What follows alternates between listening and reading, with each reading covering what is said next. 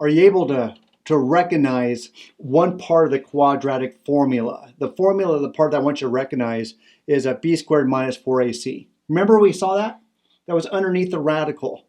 And we can determine how many solutions our quadratic is going to have if we just look at that part underneath the radical. And we call that the discriminant. So let me show you three cases that we're going to explore, and I'll do a couple examples coming on up. So if we look at our discriminant, the b squared minus 4ac, and if that total is a positive number, any number greater than 0, we know that we're going to expect to have two solutions. And graphically, that's what it's going to look like. We're going to have some type of a curvy, a graph, or a quadratic function. Basically, it's a bowl, and it's going to cross the x-axis at two spots, which are the solutions to a specific quadratic equation. So if we have a discriminant greater than 0, we're going to expect to have two solutions. Well, what happens if the discriminant is 0? Well, if it's 0, the plus or minus part completely disappears. And that tells us then that we will only have one solution. And then lastly, can you have no solutions? Yes. If we have a negative as our discriminant, some value less than 0, remember every time that happened, we would get a complex solution. And a complex solution does not cross the x-axis. So there's no real solutions within that framework. So those are the three types of discriminants that we can look at. So let's look at some practice here and see what we get.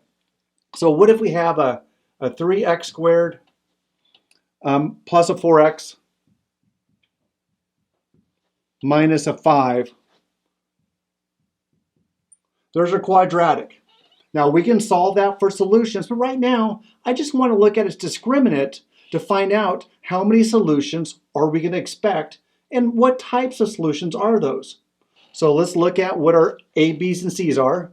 Our A is a 3, our B is a 4, and our C is a negative 5.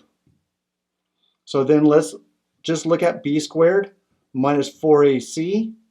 That becomes 4 squared minus 4 times 3 times negative 5. And I don't know if I need to really solve it all the way down. I'm just looking for if this is positive, negative, or 0. So I have 16, take away a 4 times 3, negative 5, is about 80? 60. So that's plus a 60, that equals a 76.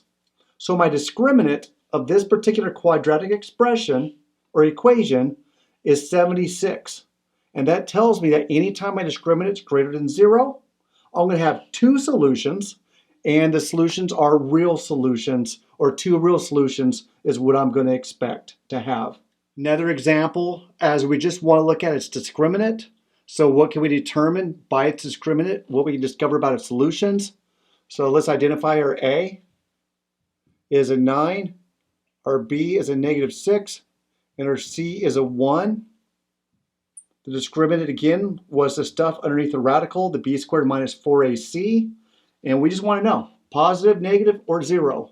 So let's do some work here. Negative 6 squared minus 4 times 9 times 1. That looks like a 36. Take away a 36. That equals a 0. So in this particular case, I know I'm going to have a discriminant being 0. And what that tells me then is that I lose both solutions. I will only have one solution to this particular equation. And maybe I want to just show you again, let's look at the whole, maybe you're not convinced I only have one solution. So let's look at the entire quadratic and see what happens. So that was minus b plus or minus the discriminant all over 2a. And we know what the discriminant was. Sorry, I put a negative 6 in there. Discriminant was just 0. So what happens then?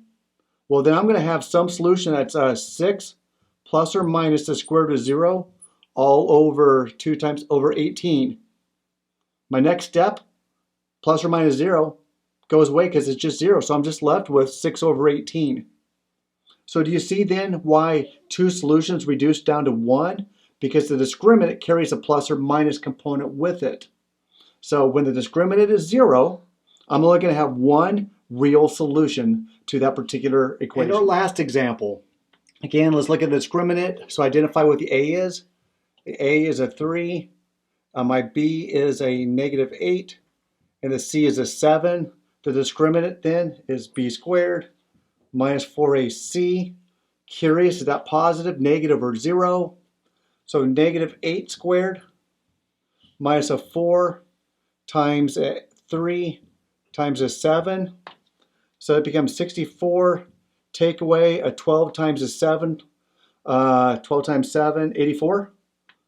Or whatever it is, it's much greater than 64. So I know that this value then is going to be less than 0. So here's a case where I can look at the discriminant. My discriminant is less than 0, which means it's going to produce complex roots or complex solutions.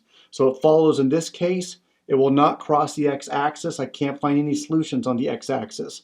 My solutions are only in the complex realm.